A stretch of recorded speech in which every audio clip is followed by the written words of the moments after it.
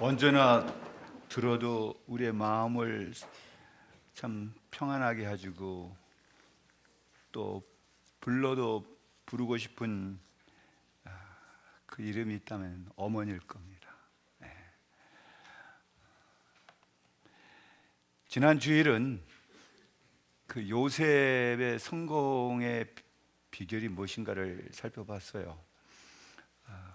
어떤 환경에서도 또 어떤 어려움 속에서도 그걸 극복해나가는 이 요셉은 그야말로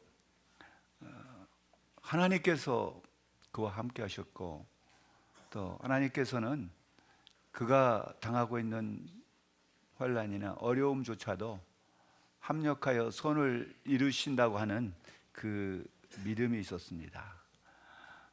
요셉은 가는 곳마다 그를 만난 사람들이 요셉으로 인하여 복을 받을 수가 있었어요.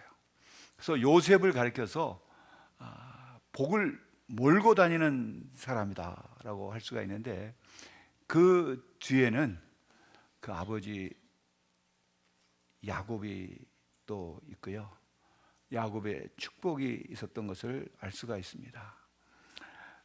오늘 말씀은 그 야곱이 므낫세와 에브라임을 축복하는 그 말씀을 통해서 어버이 주일을 맞이한 우리 성도들이 어떤 어버이가 되어야 될까? 우리도 요셉을 축복했고, 또 요셉의 두 아들을 축복한 야곱처럼 우리 자녀들을 축복하는 부모 되기를 간절히 소망하면서 말씀을 전하려고 합니다. 미국의 단편 소설의 작가를 말한다면은 오 헨리를 들을 수가 있습니다. 이 사람이 어떤 한 남자에 대한 이야기를 썼는데요, 어린 시절에는 꿈도 있고 마음이 뭔가 참 순수하기도 하고, 또 시골에서 자라다 보면은 자기들의 친구들과 아주 참 친하게 지내잖아요.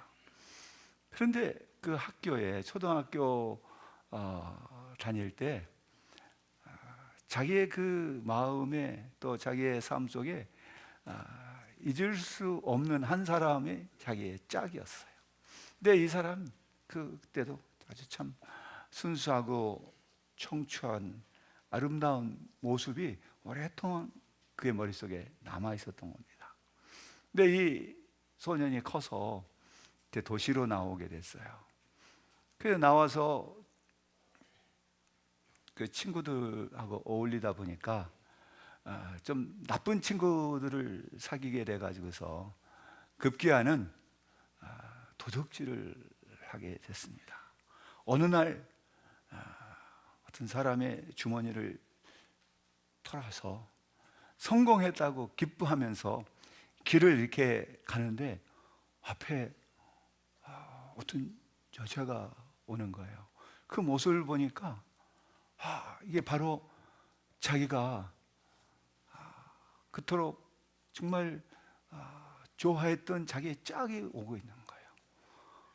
그 모습을 보는 순간에 그 얼굴을 차마 서로 대면할 수가 없으니까 어디 가서 탁 숨어가지고서 지나가기를 기다리고, 그러면서 이 사람은 자기의 모습을 보게 돼요. 그러면서 울부짖습니다. 하나님, 나는 내 자신이 얼마나 미운지 모릅니다. 과거에 내가 가졌던 그런 꿈은 다 어디로 사라져버리고 정말 혐오스러운 자기의 모습을 보게 된 거예요.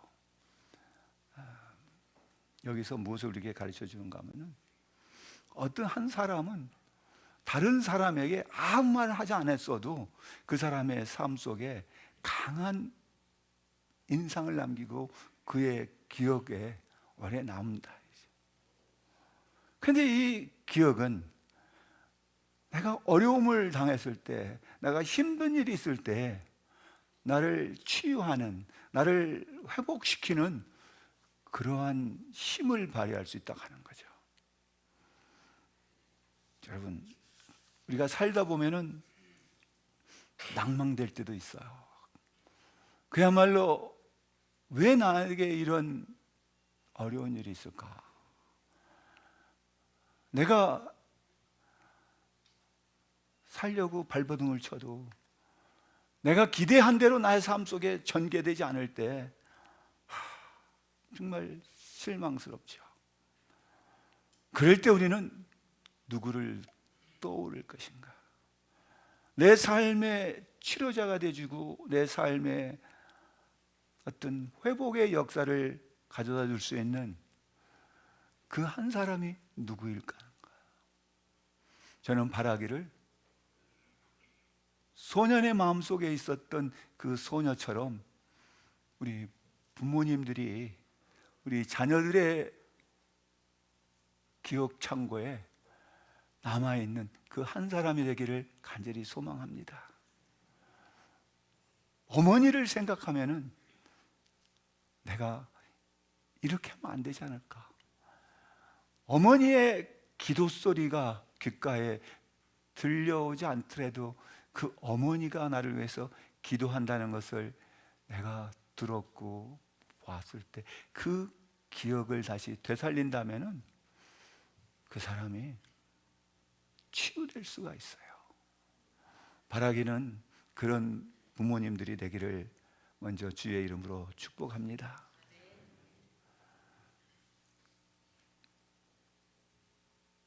저희 부부가 살아오면서 참 많은 일도 있었지만은 저희 부모님에게, 양가 부모님들에게 또 가장 자신 있게 또 확실하게 말할 수 있는 효도는 제가 결혼한 거였어요. 저는 결혼을 하고 싶지를 않았습니다. 결혼하지 않고 살려고 그랬어요. 곧 죽을 텐데 결혼을 하면 뭐해? 그랬던 내가 결혼을 하고 오니까 아버지가 그토록 기뻐하셔요. 그리고 그보다도 더 큰 효도는 그로부터 1년 후에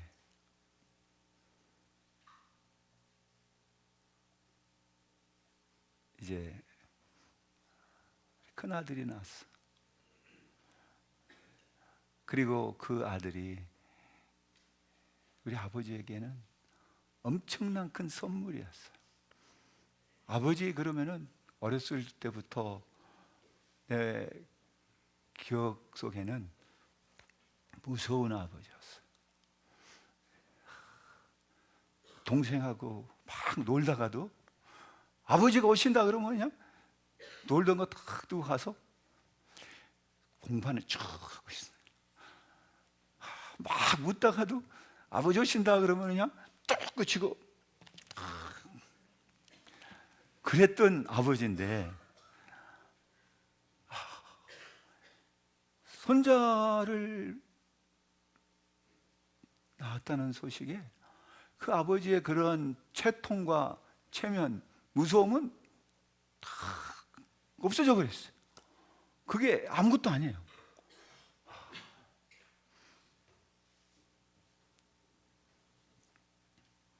아버지가 그때 위암 수술을 하셔서 이제 시한부 인생을 사실 때입니다. 그런데 아버지의 그 모습을 보면서 저는 우리 아이를 아버지의 축복을 받게 하고 싶다. 아버지가 살아 계실 때 축복을 받도록 해야 되겠다는 생각을 갖고, 정말 우리 상우가 굉장히 작았어요. 지금은 뭐 아주 뭐 엄청나게 크지만은 아이 때는 참 작았어요. 그래서 이 아이를 데리고 병원에 그때 입원해 계시는데 아버지 찾아갔어요. 미국의 병원은 나이가 뭐 몇 세 이하가 되면 병원을 들어가지 못하게 해요. 저희의 큰 형수는 간호사였기 때문에 저희의 장손이었던 바울이는 아버지의 축복을 받지를 못했어요. 간호사기 때문에 병원에 데려가면 안 된다는 걸 알았어요. 저도 알았습니다. 그러나 저는 길을 쓰고 이 아이를 데리고 갔어요. 아이가 또 간호사들의 눈에 띄어가지고서 하면은 바깥으로 또 쫓겨날 수가 있으니까 하여간 어떻게든지 드디어 이제 성공해서 병실 안에 들어갔습니다. 그리고 아버지에게 안겨드렸어요. 아버지 코에는 호스가 껴있고, 정말 그 모습은 몰골은 말이 아니죠. 그래도 그 아들을 품에다 안겨드리니까 아무리 힘이 없다 할지라도 아버지는 그 아들을 안고 얼마나 기뻐하시는지. 그리고 아버지에게, 아버지 이 아이를 축복해 주세요.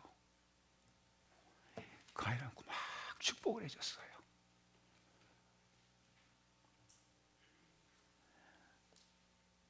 그로부터 얼마 후에 아버지는 하나님 나라로 가셨어요.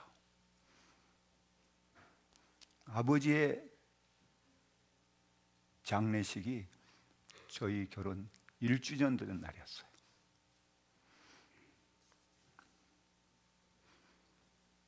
그로부터 지금까지 저희 부부는 결혼 기념일에 대해서 별로 그날이 특별한 날이 아니에요. 여러분, 저는 가장 큰 효도가, 가장 큰 부모에게 기쁨을 줄 수 있는 일은 부모들이 자녀를 축복하는 일이라고 봐요. 우리 사랑하는 부모들께서도 정말 우리 자녀들을 얼마나 축복하는지요. 왜 이 할아버지 할머니들이 손주들을 예뻐하는 줄 아세요? 성경에 나와 있어요. 잠언 17장 6절을 보니까 한번 읽어보세요. 할아버지들만 읽어보세요. 자, 시작. 손자는 노인의 면류관이요, 아버지들은 아비는 자식의 영화. 손자가 뭐예요? 노인의, 할아버지의 뭐예요? 면류관이에요. 면류관. 그리고 아버지는 자식들의 뭐예요? 영광이 되란 얘기예요. 손자를 보세요. 여기 참 귀한 말이에요. 아들이 아이를 낳으면 손자잖아요. 손자. 그 손주는 할아버지의 면류관이 되는데 아버지는 아들의 영광이 되라는 얘기예요. 얼마나 아름답다. 이런 우리 부모들이 되기를 주의 이름으로 축복합니다. 근데 우리 자녀들이 어떨 때는 잘못될 수도 있어요. 자녀 교육이 얼마나 중요한지요. 자녀 교육에 성공했다고 자신 있게 말할 수 있는 사람 몇 명이나 될까? 근데 그 이유가 뭘까를 살펴보면요, 어렸을 때부터 우리 부모들이 자녀들에게 뭐 하지 않았냐? 축복하지 않은 거예요. 자녀들을 위해서 기도한다고 하는데 그 기도가 하나님께서 들으실 만한 기도였을까 하는 거예요. 여러분 보세요. 부모들은요, 허구한 날 자녀들에게 하는 이야기가 야 와서 먹어라, 그리고 자라, 그 다음에 뭐예요? 일어나, 그 다음에 뭐예요? 학교 가라, 그 다음에 뭐예요? 갔다 오면 또 무슨 말이에요? 공부해라. 공부 잘합니까? 그런다고? 그 다음에는 뭐 합니까? 또 한번 생각해 보세요. 그거 하다가 허구한 날 세월을 다 보내. 어떤 부모는 자녀에게 어렸을 때부터, 뱃속에 있을 때부터, 태어나기도 전에 그 아이로서 축복합니다. 지금 뱃속에 아이를 가지고 있는 우리 부모들은 지금 손을 얹고 그 뱃속에 있는 아이로서 축복해야 돼요. 날마다 축복해야 돼요. 시간 날 때마다 축복하세요. 그게 성경의 가르침이에요.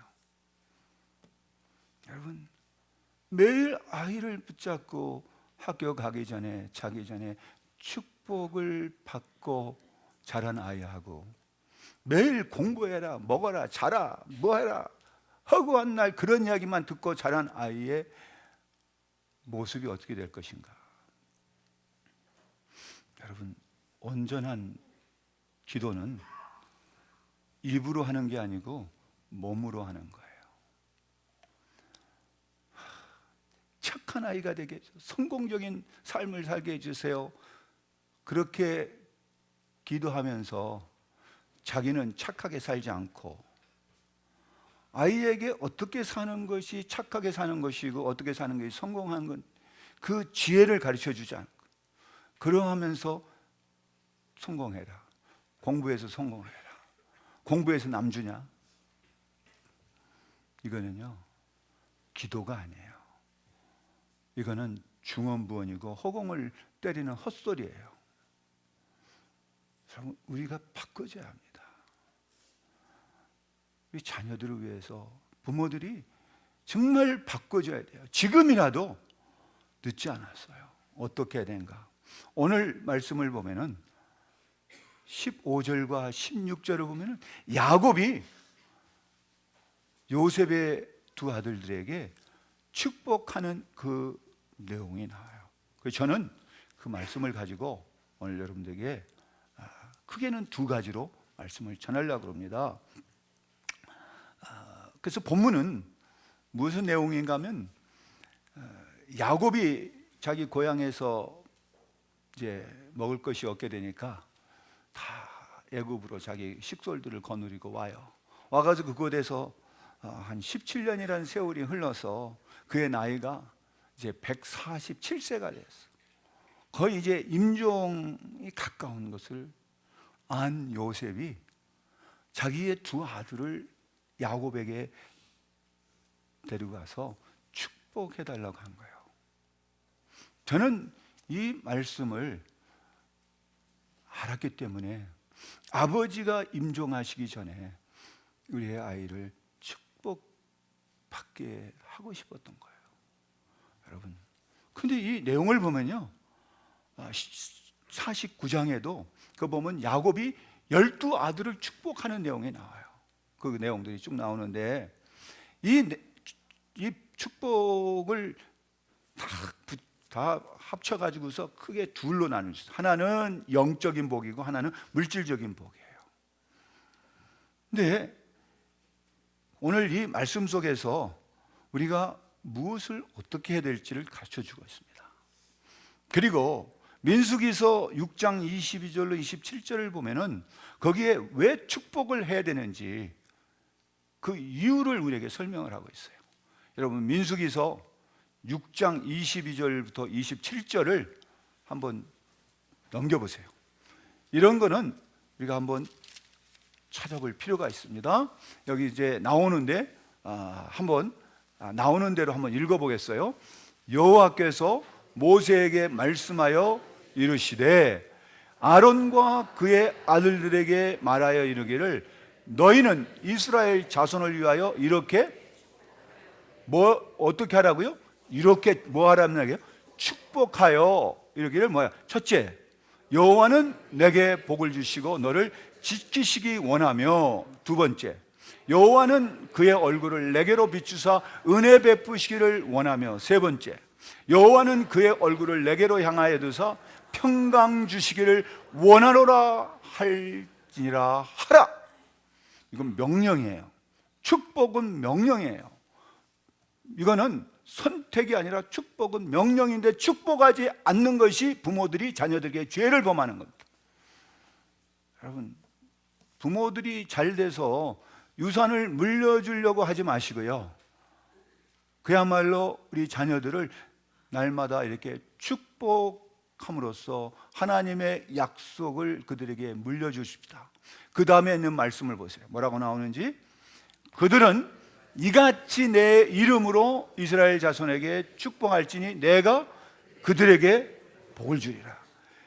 여기 누구의 이름으로? 내 이름, 하나님의 이름으로 그들에게 뭐 하면요? 축복하면 누가 복을 주신다고요?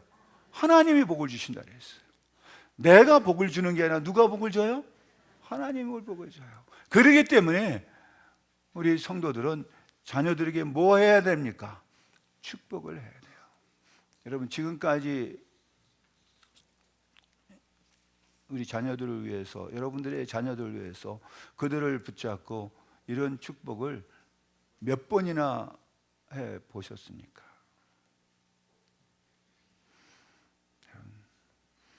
이제 우리는요, 지금 자녀가 없는 경우도 있을 거예요. 그러면은 나는 축복할 자녀가 없는데, 그럴 경우는 앞으로 태어날 자녀를 생각하면서 축복해요. 저희는 그랬어요. 첫 아들이 낳고 둘째 아이가 낳기까지 하나님은 몇 번이나 저희들로부터 생명을 가져가셨어요. 그리고 둘째 아들이 태어났습니다.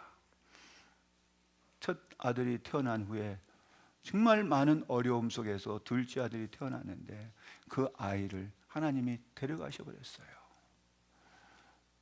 정말 그때는 암담하게 그저 없어요.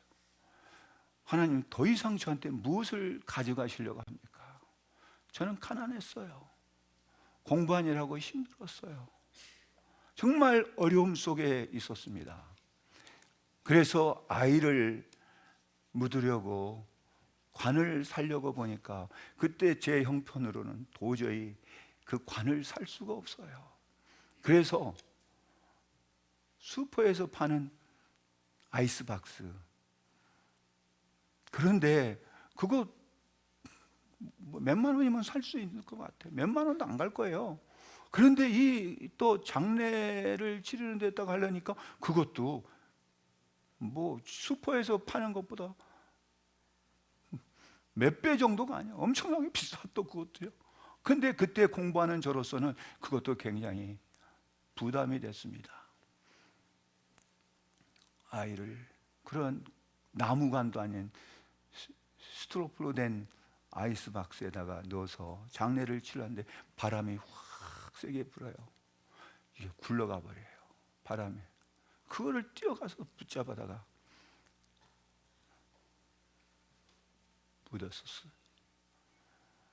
그때 그 묻으면서 저는 하나님께 감사했어요. 하나님, 저를 이렇게 낮춰주시니 감사합니다. 더 이상 저한테 무엇을 가져가시기를 원합니까?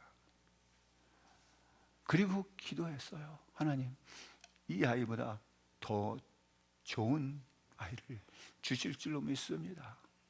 그리고 우리 부부는 기도했습니다.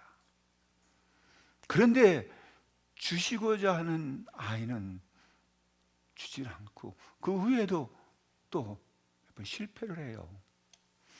그래서 우리는 계속 기도했어요. 태어날 아이를 위해서 기도했어요. 그로부터 6년 후에 아이가 태어났습니다.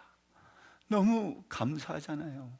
그래서 그 이름을 하나님의 선물이라고 했어요. 그래서 성경에 보면 선물이라는 이름이 나단이에요. 나단이라고 이름을 지었어요. 하나님의 선물. 그리고 그걸 받고 보니까 우리가 가만히 있을 수가 없잖아요. 나의 구원의 반석이 되신 하나님을 내가 찬양합니다. 그래서 그걸 보면 상록인데, 상은 영어로 노래하다, 생이에요. 그 다음에 록은 바위입니다, 영어로.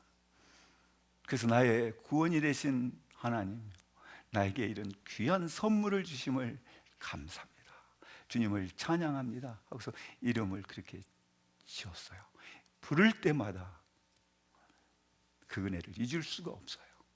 그리고 아이가 어느 정도 컸을 때 그 이야기를 쫙 해줬어요. 너는 이렇게 이렇게 해서 태어났다.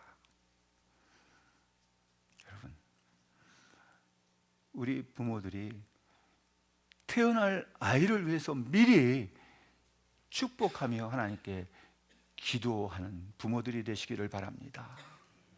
있는 아이들만 아니라 앞으로 나에게 주실 생명들, 그 후손들을 위해서도 축복할 수 있는, 그것이 우리에게 향한 하나님의 명령이라는 것을 기억하시기를 바라요. 오늘 이 말씀 속에는 크게 영적인 복과 물질적인 복으로 나눈다 그랬는데요, 영적인 복을 보면은 15절을 보시면요, 거기에 뭐라고 나오냐면 야곱이 요셉을 위하여라고 나와요. 요셉이 그 보면은 그 애들 데려왔을 때 뭐라고 하면요, 뭐라고 얘기해요. 그 보면은 15절을 보면요, 그가 누구를 위해서요? 요셉을 위해서. 그가 누굽니까? 야곱이요. 근데 여기에 그가 요셉을 위하였을 때 그 요셉을 위하여라는 것은 므낫세와 에브라임 두 아들이 총칭해서 요셉을 말하고 있는 거예요. 요셉은 그러니까 므낫세와 에브라임이 요셉이라고도 보면 되는 거예요. 그런데 거기에 보면은 이제 야곱이 그들에게 어떻게 축복을 하느냐 하게 나오는데요, 요셉은 두 아들을 데려올 때 장자는 그 할아버지 오른쪽에, 차자는 왼쪽에 이렇게 이제 세웠어요. 그리고 그렇게 축복해 주기를 바랬는데, 오른쪽은요, 성경에 어떤 의미가 있는가 보니까 그거는 히브리인들에게도, 그 당시 사람들에게뿐만 아니라 그 후에도 오른손은 능력과 권능을 상징하는 거예요. 그래서 하나님의 구원을 말할 때 이사야는 41장 6절에서 어떻게 말씀하냐면, 두려워 말라, 내가 너와 함께함이라. 놀라지 말라, 나는 내 하나님이 됨이라. 내가 너를 굳세게 하리라. 참으로 너를 도와주리라. 참으로 나의 의로운 오른손으로 너를 붙들리라 했어. 이 오른손은 하나님의 능력과 하나님의 권능이에요. 그걸로 너를 내가 붙든다 말이에요. 내가 너를 구원해 주겠다. 그때 오른손을 얘기해요. 그래서 오른손의 축복은 하나님의 권능과 능력을 상징하는, 하나님은 그 부모들에게 하나님을 대신해서 하나님의 이름으로 자녀들에게 축복할 수 있는 그 권세를 주셨어요. 그렇기 때문에 우리 부모들이 자녀들을 위해서 축복하지 않는다면은 그거는 부모로서의 역할을 하지 않는 거예요. 부모 되기를 포기한다고도 할 수 있는 겁니다, 여러분. 근데 이걸 보면은 요셉은 당연히 므낫세 장자 위에 먼저 오른손을 얹고 왼손은 둘째 아들 에브라임 위에 얹어 놓을 줄 알았는데, 야곱은 정반대로 에브라임에게 오른손이 가고 므낫세에게 왼손이 가고. 이게 웬일인가? 이걸 통해서 주는 교훈은 뭔가 하면은, 우리의 기대대로 하나님의 섭리는 이루어지지 않는다. 야곱 역시 에서가 장자고 야곱 둘째예요. 늦게 나왔잖아요. 그런데 장자의 복을 누가 받냐면 야곱이 받았어요. 야곱의 12아들 중에도 르우벤이 장자예요. 근데 르우벤이 그 장자의 건을 받지 못해요. 유다가 받아요. 그걸 보면은 장자라고 해서 자동적으로 하나님의 복이 임하는 것이 아니라는 걸 가르쳐 줍니다. 혈통적인 장자권이 여기서 인정하지 않는다는, 오히려 하나님의 섭리는 어떻게 이루어지나 보여주는데, 이것은요, 그건 뭘 말해? 예수 그리스도를 믿는 자라고 한다면은 그가 유대인이든지 헬라이든지 이방인이든지 누가 될 수 있냐면 아브라함의 후손이 될 수 있다고 하는 걸 가르쳐 주고 있어요. 그래서 갈라디아서 3장 29절을 보면은 너희가 그리스도의 것이면 곧 아브라함의 자손이요 약속대로 유업을 이을 자니라고 말씀하고 있습니다. 여러분, 그러므로 우리는 예수 그리스도 안에서 아브라함의 하나님, 이삭의 하나님, 야곱의 하나님이 누구의 하나님이 되냐면 나의 하나님이 되고 내 자녀들 그 자손들의 하나님이 되도록 우리의 자녀들을 뭐 해야 됩니까? 축복해야 돼요. 그래서 여기에 첫 번째 그 영적인 복은 아브라함이 섬기던 하나님, 이삭이 섬기던 하나님이 이 자손들의 하나님이 되는 복을 받게 해달라는 거예요. 아브라함의 하나님, 이삭의 하나님이 에브라임과 므낫세의 하나님이 되는 복을 야곱은 지금 축복하고 있는 거예요. 그런 것 마찬가지로 우리의 자손들이 나의 아버지 또 나의 하나님, 나의 아버지가 믿던 하나님, 내가 믿는 하나님, 그리고 우리의 자녀 손들이 믿는 하나님이 되는 복을 누리게 해달라고 먼저 축복해야 됩니다. 그런데 여기서 아브라함과 이삭을 보면은 이들의 하나님은 어떤 하나님이냐면은 굉장히 잔인할 정도로 무서운 하나님이었어요. 아브라함이 백세 얻은 아들을 하나님은 바치라 그런 거예요. 야, 이런 하나님이 어떻게? 나는 그런 하나님이라면 나의 하나님이라고 부르고 싶지 않을. 그런데 성경은 아브라함의 하나님, 이삭의 하나님, 야곱의 하나님, 그 하나님이 나의 하나님이라는 거예요. 어떻게 그럴 수가 있어요? 어떻게 자녀를 바치라고 합니까? 그런데 아브라함은 이삭과 함께 그 말씀에 순종해요. 그래서 아브라함과 이삭이 섬겼던 하나님이 그들의 하나님이 되는 복을 누리게 해달라고 하는 축복을 한 거예요. 이거는 우리의 상식하고 우리의 기대하고는 너무나도 동떨어진 거예요. 여러분, 그렇게 축복할 수 있겠어요? 그런데 이삭은 아버지의 말씀대로 순종했어요. 그랬기 때문에 뭐 했냐? 살게 된 거예요. 여러분, 우리의 자녀들이 하나님의 말씀에 순종함으로 사는 복을 누리기를 주의 이름으로 축복합니다. 이거는요, 살기 위해서가 아니라 죽기 위해서라고도 할 수 있어요. 그러니까 뭐냐? 나를 살려주시지 않는다 할지라도 나는 주의 말씀에 순종하겠습니다. 순종이 제사보다 나아요. 바로 그겁니다.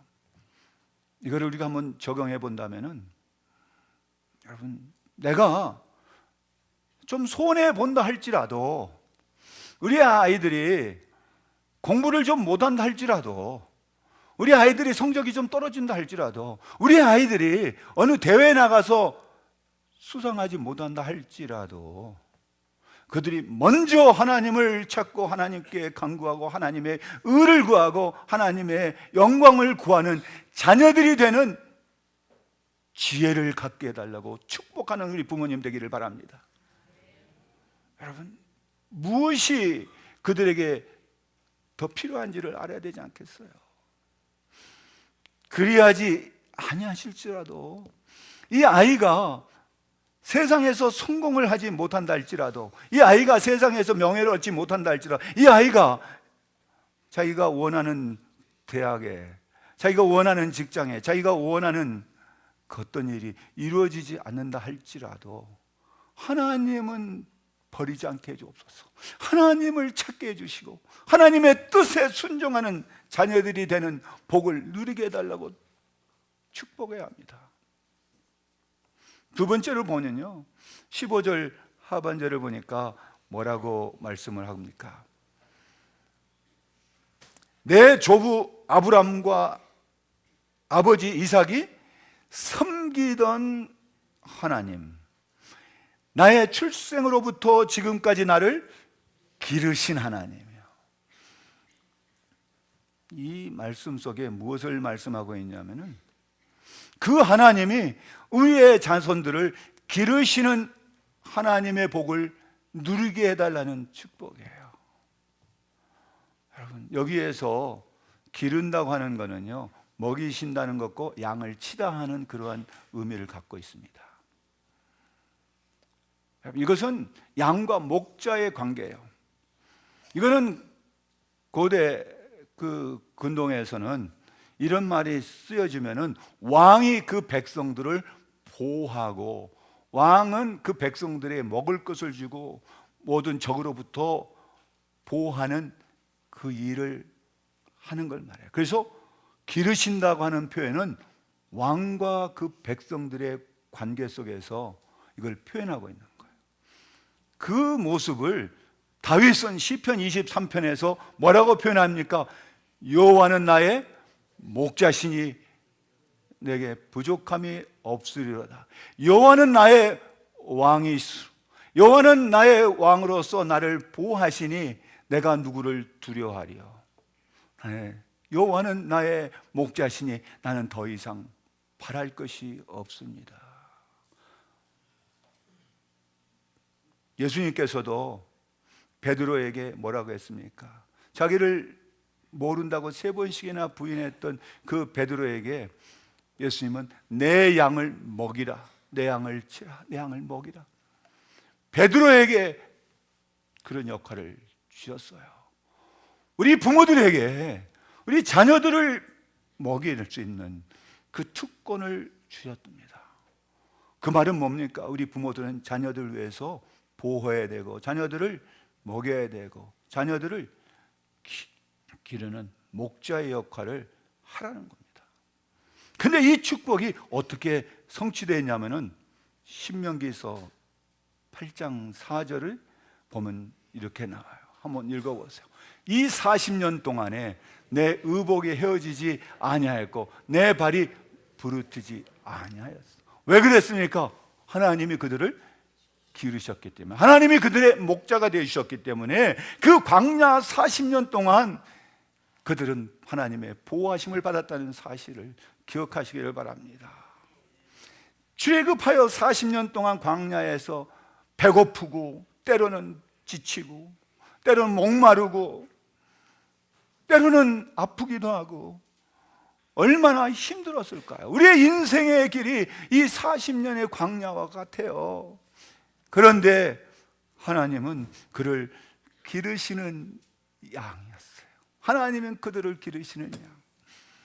그래서 이 야곱이 자기의 인생을 돌아보면서 정말 얼마나 험악한 세월을 보냈습니까?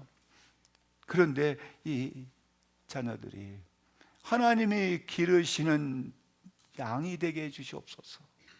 여러분, 우리의 기도는요, 주여 내 자녀들을 기르시는 하나님의 복을 우리의 자녀들이 누리게 하옵소서. 여러분, 기도하셔야 돼요.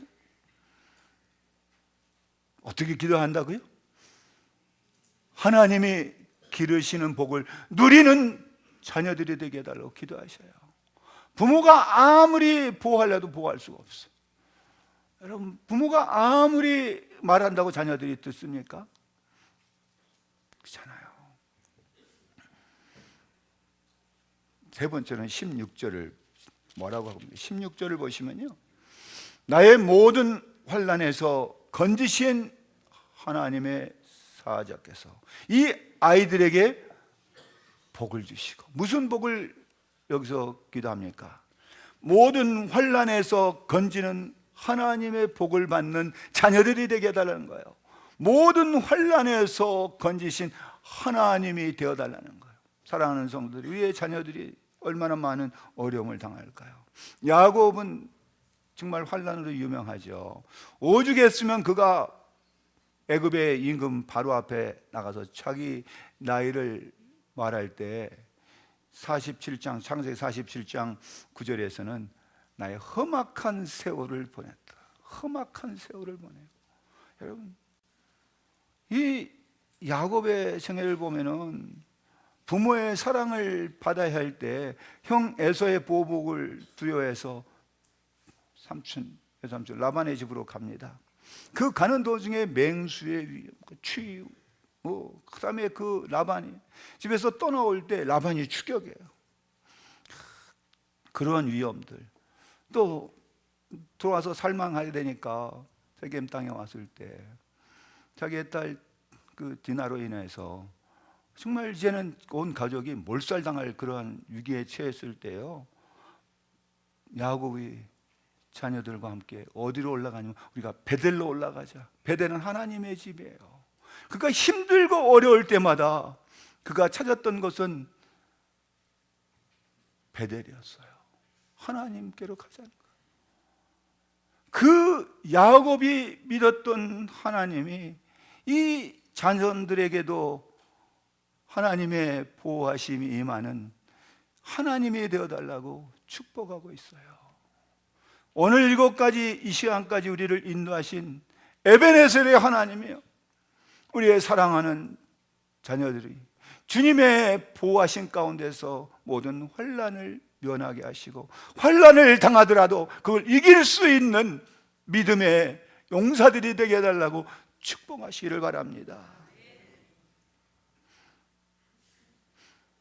환난 앞에서, 어떠한 어려움 앞에서 좌절하지 않고 실망하지 않고 시험을 이기는 지혜와 용기를 가질 수 있는 자녀들이 되게 해달라고 우리의 자녀들에게 가르쳐야 합니다.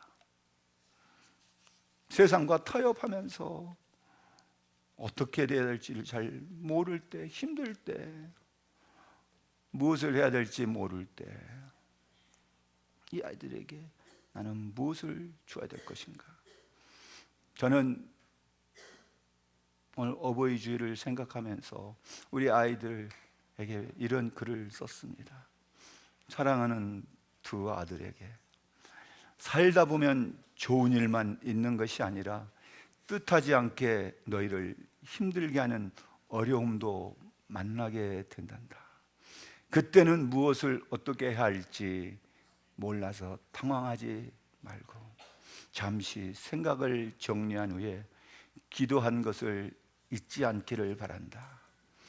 우리 주님은 기도하면 지혜를 주시겠다고 약속하셨기 때문에, 설령 기도한 대로 이루어지지 않는다 해도 낙심하지 말아야 할 것은 주님께서 내가 원하는 것이 아닌 다른 더 좋은 것을 주시기 위해서라고 생각하고 기다리는 믿음을 갖기를 바란다. 슬픔과 미움, 근심과 걱정은 모래 위에 쓰지만 기쁨과 사랑, 평안과 은혜는 바위 위에 새겨 놓으라. 영어로는 그런 말이 있어요. Write your sorrows in sand and your blessings in stone. 내가 받은 축복은 바위에 새기지만 나의 슬픔은 모래 위에 쓰라고요. 시편 118편 1절에는 이런 말씀이 있습니다. 여호와께 감사라. 그는 선하시며 인자하심이 영원함이로다.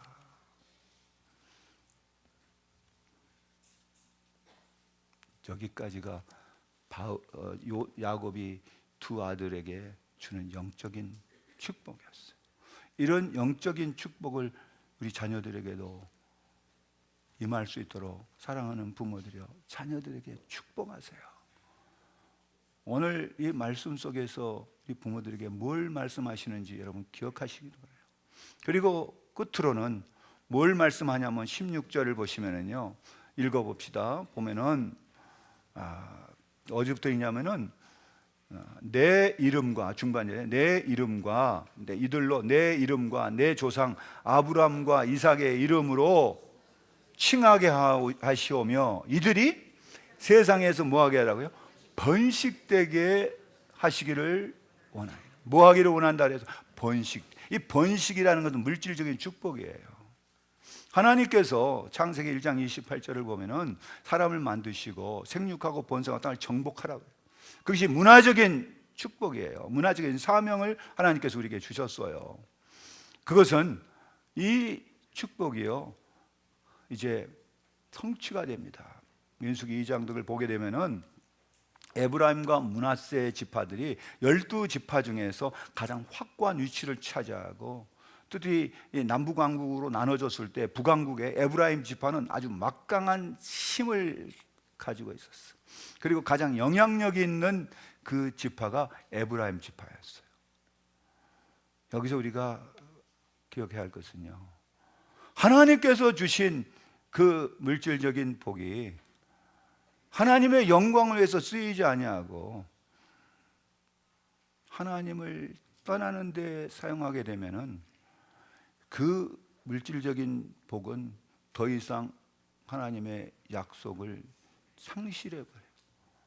거기 이상 축복이 임한 게 아니라 오히려 그 물질로 인하여 그에게 뭐가 임하냐면 하나님의 징계와 하나님의 심판이 도구가 돼요. 그 물질이 없었더라면 차라리 그 사람이 그러지 않았을 텐데 그걸로 인하여서 하나님의 심판이, 아나니와 삽비라 같은 경우도 마찬가지예요. 그 물질이 이렇게 없었더라면 죽지 않았을 겁니다. 오히려 하나님 앞에 헌금하고 죽임을 당하는 아나니아와 삽비라요. 그런데 예수님의 그 말씀 속에는 과부의 두렙돈이 얼마나 귀하게 보셨는지요. 우리에게 주시는 하나님의 그 물질적인 축복이 하나님의 영광을 위해서 쓰여지는 도구가 되기를 주의 이름으로 축복합니다. 그리고 우리가 기억해야 할 거, 우리가 알아야 할 거, 우리 자녀들이 먼저 그 나라와 의를 구하면서 하나님의 뜻이 무엇인지를 구하는 복을 누리게 해달라고 기도하기를 주의 이름으로 축복합니다.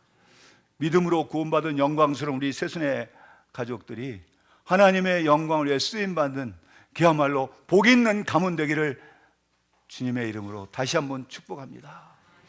오늘부터 집에 돌아가시면은 자녀 하나하나를 위하여 이름을 불러가면서 축복하는 일을 잊지 않기를 간절히 바랍니다.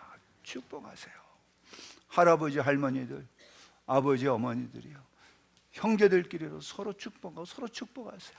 집에 가면은 축복이 계속될 수 있는 하나님의 복을 누리는 아름다운 가정이 되기를 간절히 소망합니다. 기도하겠습니다. 고마우신 아버지 하나님, 오늘 저희들에게